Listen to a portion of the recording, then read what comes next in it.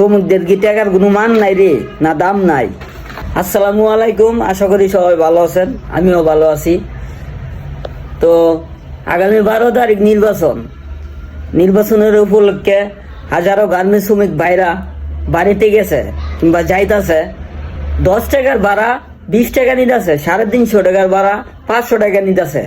বান্দির গুলারা ও টাকার মুড়ায় ঢুকায় দেওয়া দরকার। সরকারে কি চোখে পড়ে না? কোনো প্রশাসনের চোখে পড়ে না? এরা কি চোখের মধ্যে কি ছাতু দিয়ে রাখছে? বান্দির গুলারা 10 টাকার ভাড়া 50 টাকা নিতেছে, 350 ভাড়া 500 টাকা নিতেছে। দীর্ঘ 17 বছর পরে ভোট হইতাছে, নির্বাচন হইতাছে, সুস্থ নির্বাচন হইব, সবাই ভোট দিতে যাইব। মন খুললে গার্মেন্টস হাজার হাজার গার্মেন্টস শ্রমিক ভাইরা মন খুললে ভোট দিতে যাইতাছে হাসি খুশি ভাবে। এই জায়গায় 10 টাকার ভাড়া 50 টাকা নিতেছে।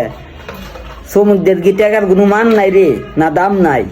বান্দির বলারা টেয়া মুড়ায় একবার ঢুকাই দিম।